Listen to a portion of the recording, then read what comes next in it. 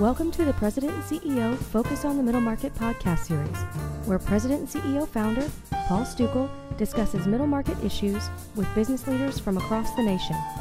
Today, Laurie Brunner, president at Mainstream Management, sits in for Paul and speaks to Drew McManigle, principal at the McManigle Company, about corporate renewal, the responsibilities of being a CEO, and how to look forward without being preoccupied by the past. Welcome to President and CEO Focus on the Middle Market podcast series.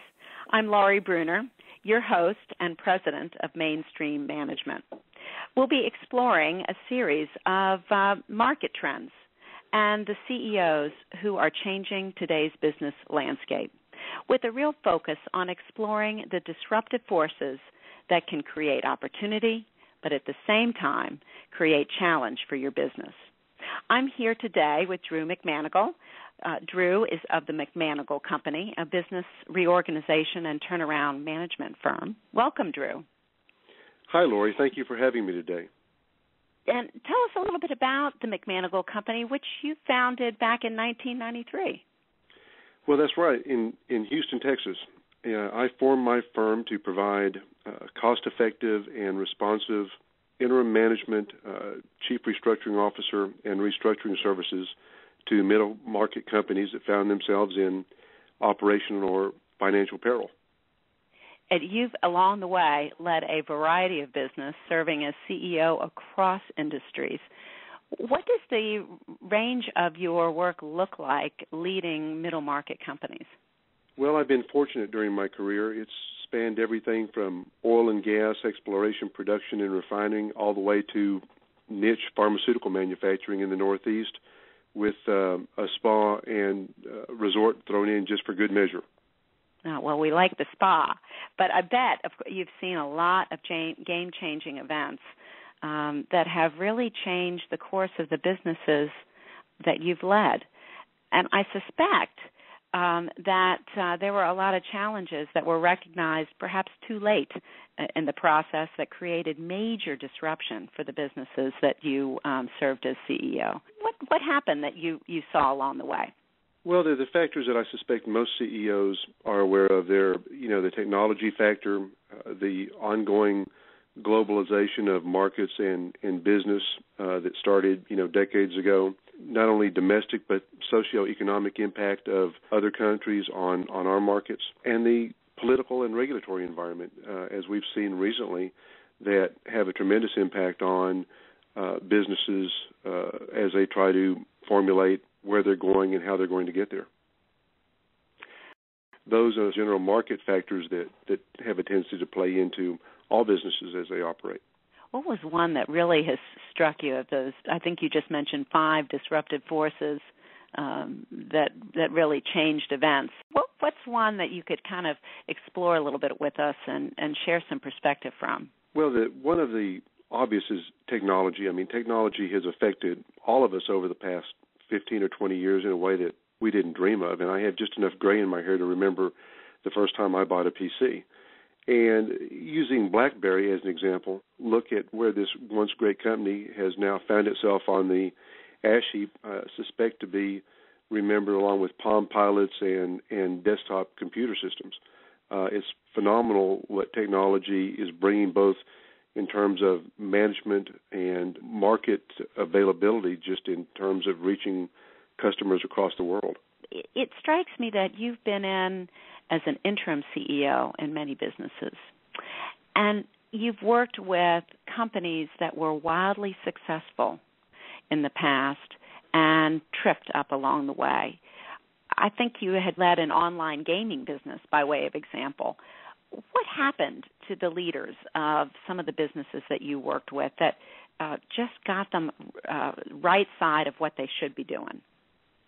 Well, there are a number of factors that can be involved. I'm currently a plant administrator for what was once an online gaming organization, and in that particular company, they were well on their way to being successful until the regulatory environment changed and online gaming market changed for that, and it literally put them out of business.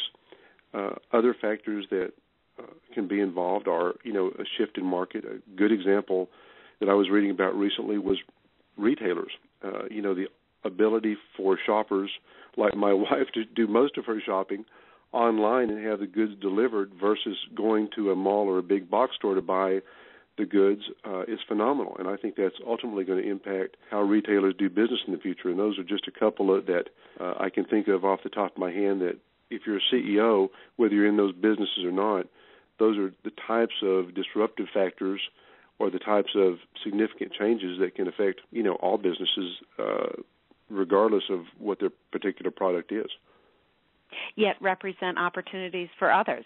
For example, the packaging business has just been growing substantially year over year, as has the Federal Express just posted positive earnings, as did UPS, because of the disruption in the retail marketplace.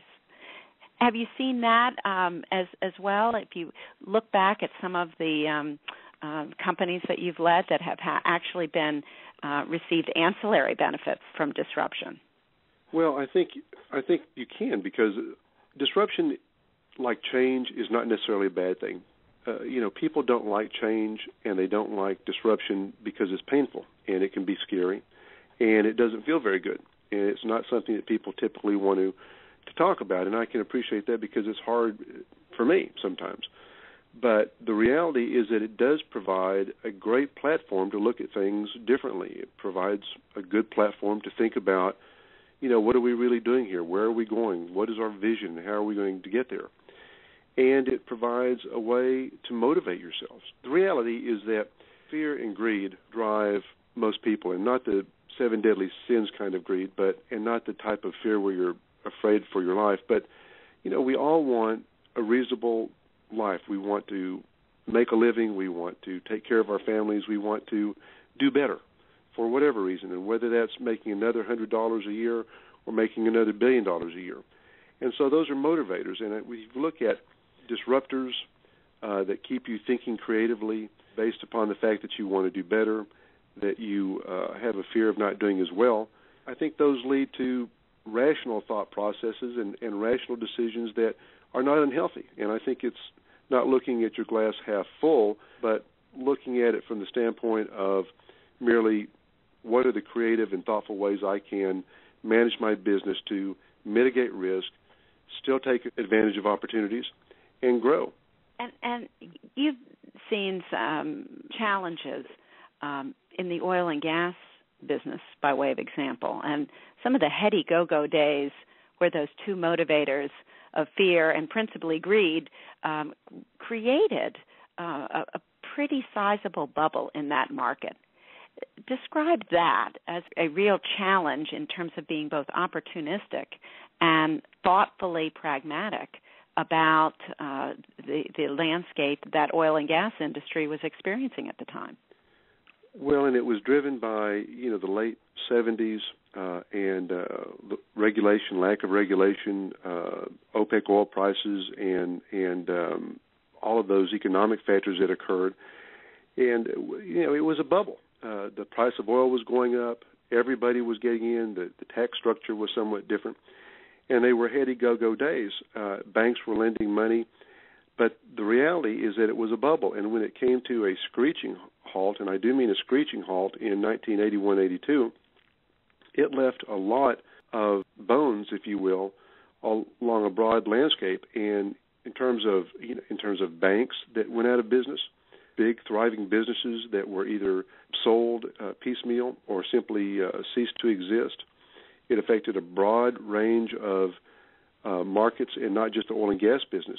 As an example, in Houston in the 80s, there were many strip centers that had been built based on the premise that Houston was going to grow phenomenally, that remained built out and unfilled for years and years and years. Hence the Resolution Trust Corporation, the RTC, that came in to clean up some of the savings and loan mess. So where there are bubbles, there are great opportunities. The question becomes, if you're a CEO, how do I take advantage of these opportunities within this bubble, recognizing that it's a bubble and recognizing that all bubbles are going to burst. It's by definition, a bubble is going to burst someday. And whether that's 1 year, 2 years, or 6 weeks away, none of us really know because, well, or at least I threw my crystal ball away in 1981. But The question is, how do I thoughtfully manage my business so that when the end does occur, I can manage through that, what will probably be a volatile change. So should the CEO develop a risk plan? Isn't it a little bit like that Yellowstone caldera that is potentially ready to blow any day now? Well, absolutely. And, that's one of the examples I use. And for those who don't know, the Yellowstone caldera, while Yellowstone is a beautiful national park, it sits on top of an old caldera or volcano. And that's one reason there are the great geysers and the beautiful boiling pools of hot water. The magma is rising up through the crust to warm all that stuff up. And apparently, according to scientists, it exploded in a massive eruption about 600,000 years or so ago. And according to them, we're overdue, and I don't know what that means. But if you look at the premise that someday, unbeknownst to us, the Yellowstone caldera could explode, it would dramatically change the landscape of not only the physical part of the country, but of the economic and political and socioeconomic factors that drive this country. It would be a phenomenal event, and it would be a world-changing event in some respect. I mean, if you even look back at the ash clouds that happen in volcanoes now, where you have to circumvent airplanes, miles and miles and miles around so they don't fly through the ash. The point to all that is that CEOs should stay up at night thinking about what are the bad things that can happen. And it's not that you want to necessarily be a half-glass empty kind of guy. It's just that part of your job is to think about what are the things that could harm my business, harm my employees, harm the way we go forward, and that will impact the stakeholders of the business.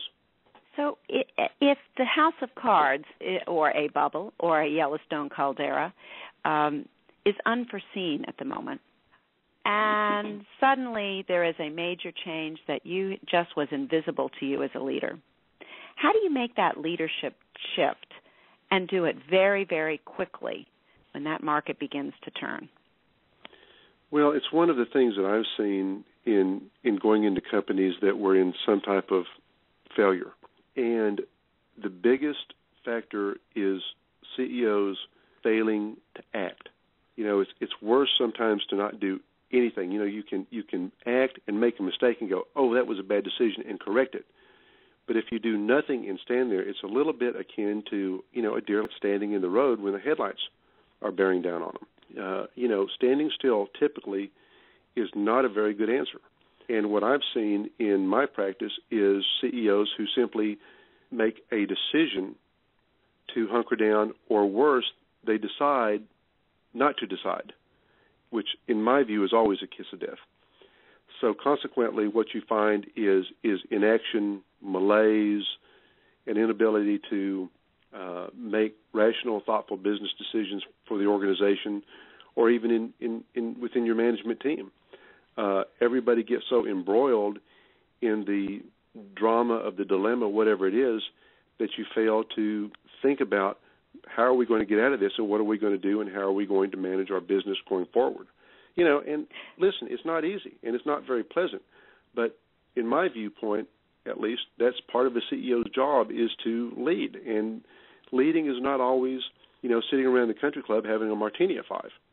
Leadership is usually, scuffed up shoes and some bruised knuckles someplace along the way that resulted from something occurring that you perhaps had thought about, but that either actually occurred or perhaps you were a little bit blindsided, and now you're having to operate within a crisis management atmosphere. But the reality of all that is that it can be done effectively and successfully. And it's a little bit about driving and being motivated to create continual organizational change, isn't it, well, from your view? Absolutely. And as I said earlier, change scares a lot of people, and I think probably because of the business I'm in, I've embraced it because it is just part of business restructuring or business reinvigoration, if you like. But the reality for me is that change is a real motivator.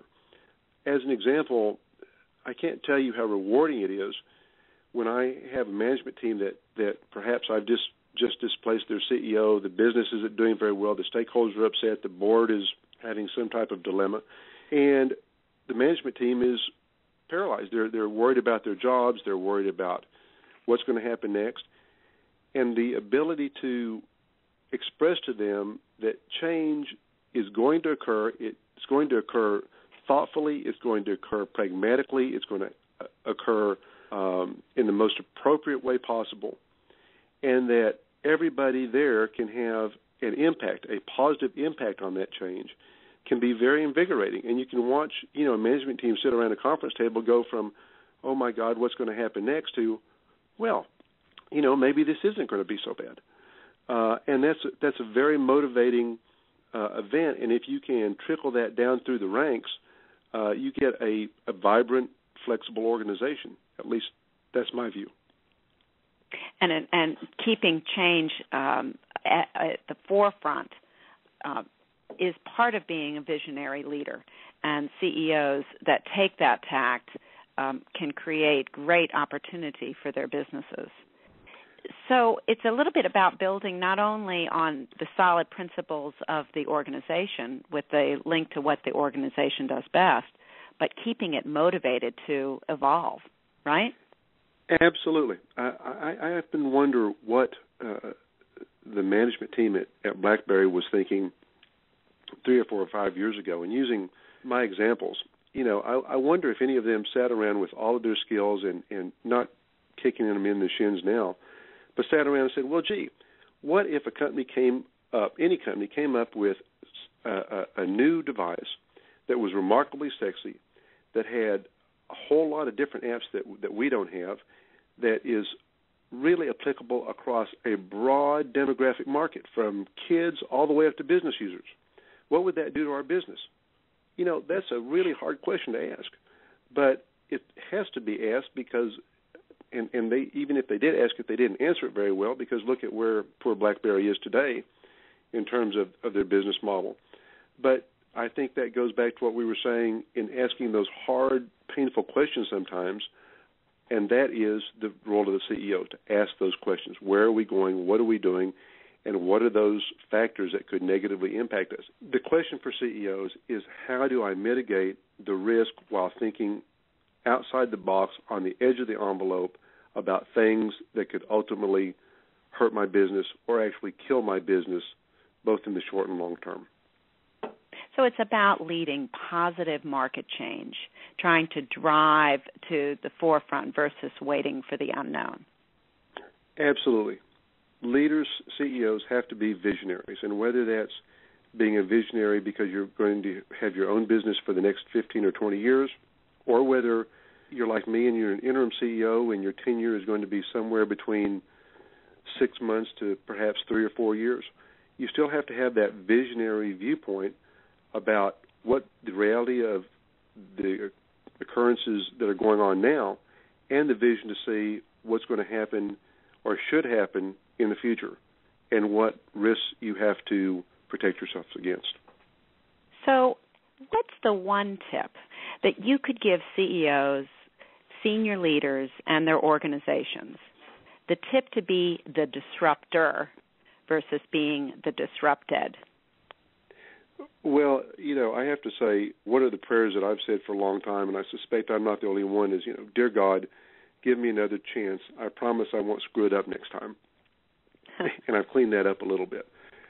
But the reality is that, for me, that is the answer, is looking back, and not looking back from the standpoint of, I made this mistake or that mistake, but looking back historically, even at the past year, and saying, what did we do right?